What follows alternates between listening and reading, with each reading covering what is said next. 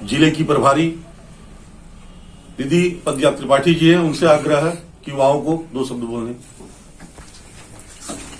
धन्यवाद अर्जुन भैया। आज की इस 41 नंबर शक्ति केंद्र की बैठक में उपस्थित आदरणीय जिलाध्यक्ष रामसुमरन गुप्ता जी, बड़े भाई आदरणीय वीरेंद्र जी, आदरणीय गिरीश जी, महामंत्री आदरणीय दिलीप जी, जिले की मंत्री आदरणीय बबीता जी, महिला मोर्चे की जिलाध्यक्ष आदरणीय सीमा जी, इस मंडल की मंत्री आदरणीय भावना जी, आदरणीय सावित्री जी, आदरणीय सविता जी, और जिनके कारण आज हम सब आपसे मिलने का सौभाग्य प्राप्त कर पाए आदरणीय विष्णु भैया। आज की यह बैठक 2 उद्देश्यों को लेकर मैंने आग्रह की थी।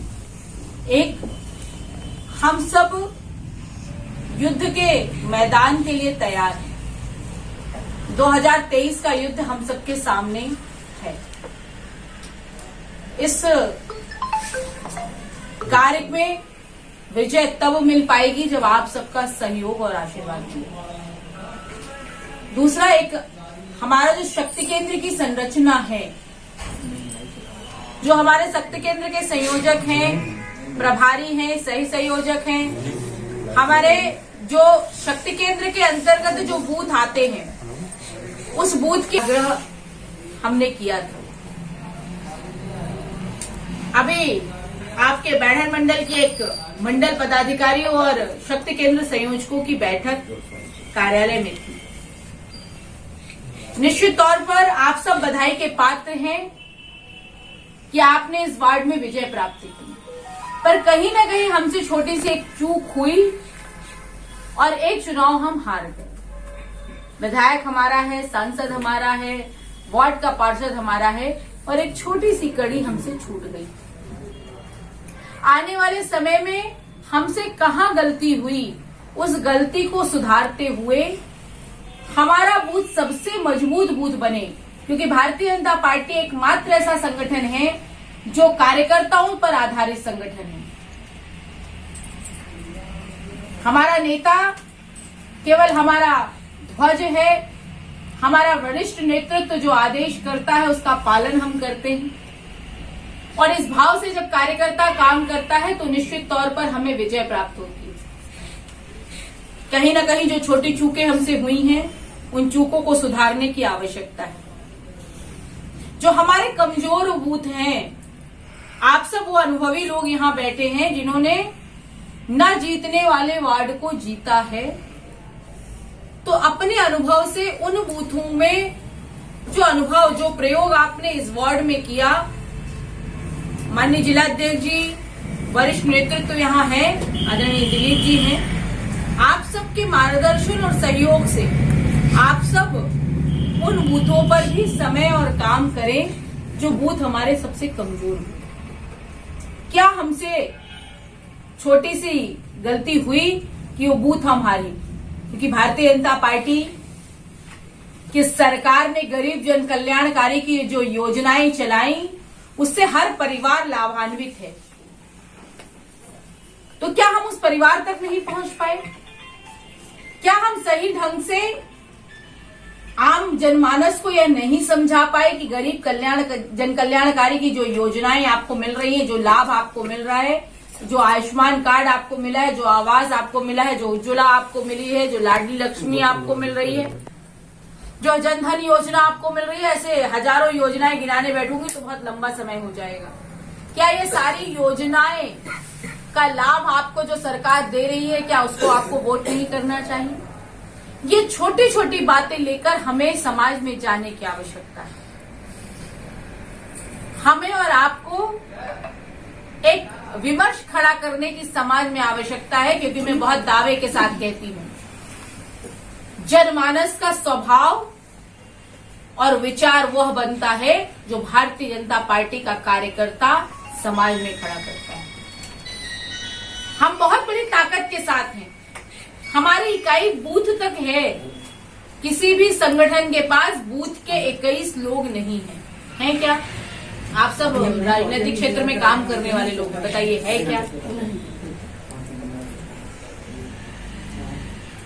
क्या किसी संगठन के पास शक्ति केंद्र की संरचना है? क्या किसी संगठन के पास मंडल की संरचना है, जिले की संरचना है? और एक जिले में कितने अध्यक्ष हैं? दर्जनों। मैं जब कह रहे हैं दर्जनों। हमारे जितने भी अन्य संगठन काम करते हैं, राजनीतिक संगठन, भाजपा के इतर, न उनका कोई संविधान है, न उनकी कोई सोच है, न कोई उनका विचार है। भारतीय जनता पार्टी विश्व का सबसे बड़ा राजनीतिक संगठन होने के नाते एक विचार को लेकर काम करता है।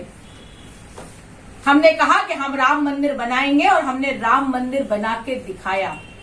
विपक्ष ने नारा जरूर दिया कि राम मंदिर बनाएंगे, तारीख नहीं बताएंगे, पर हमने तारीख भी बताई, राम मंदिर भी बनाया। और धन्यवाद देती हूं भारत की जनता को कि कहीं उफ भी नहीं हुई। हमारे विरोधी दल क्या कहते थे कि यदि राम मंदिर बन गया, धारा 370 हट गई तो खून की नदियां बह जाएंगी। और मैं गर्व से कहती हूं कि खून की नदियां तो नहीं बनी, पर दिवाली बनी। हमने दिवाली बनाई, दीप प्रज्वलित किया, हमने घर घर रंगोली बनाई, मिठाई बांटी, साज सज्जा की कि हमारे देश का जो अभिन्न अंग जम्मू कश्मीर है वो हमें मिल गया। हमारा जो सपना है, जो हमारा हिंदुत्व का गौरव है, राम मंदिर हमें मिल गया। हमारी मुस्लिम बहनें जो लंबे समय से संघर्ष कर रही थी, जिनका जीवन का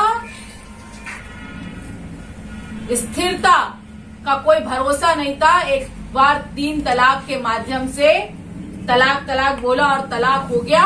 उन बहनों को सम्मान दिलाने का काम भारतीय जनता पार्टी की सरकार करती है। गरीब कल्याणकारी की जब योजनाओं की हम बात करते हैं तो हमने किसी जाति विशेष के लिए नहीं, समाज के प्रत्येक अंतिम व्यक्ति का जो हमारा व्यक्ति खड़ा है उसको वह योजनाएं देने का प्रयास किया। हमें इन सब विषयों को लेकर जाने की समाज में आवश्यकता है। आप सब बहुत अनुभवी लोग यहाँ बैठे हैं। इस विषय को यहाँ रखने का मेरा मकसद केवल एकमात्र है कि भारतीय जनता पार्टी एकमात्र ऐसा संगठन और सरकार है जो सबके लिए सोचती है, सबके लिए काम करती है, विकास के लिए काम करती है, किसी व्यक्ति विशेष या जातिगत का काम नहीं करती। अपने संविधान के अनुसार, अपने संगठन के नीति निर्देश और विचारों के आधार पर समाज में काम करने का प्रयास करती है। आज यही विषय मुझे आप सबके बीच में रखने की आवश्यकता थी और आप सबको बधाई और धन्यवाद देने की इच्छा थी। अर्जुन भैया ने बताया कि यह अवार्ड आप सबकी मेहनत और लगन के कारण हम पहली बार जीते हैं। तो ऐसे देवतुल्य कार्यकर्ताओं को मिलकर प्रणाम करके धन्यवाद देने का अवसर चाहती थी, वह अवसर आप सबने दिया। आदरणीय जिला हमारे शक्ति केंद्र के संयोजक जी आ गए हैं, आप प्लीज आगे आ जाएं। सबके बीच में आने का यही अवसर था और यही मंशा थी कि यह जो आशीर्वाद, जो स्नेह आपने संगठन और सरकार पर जताया है, यह आगे भी बना रहे। इसी आशा और विश्वास के साथ आप सबको बहुत बहुत धन्यवाद।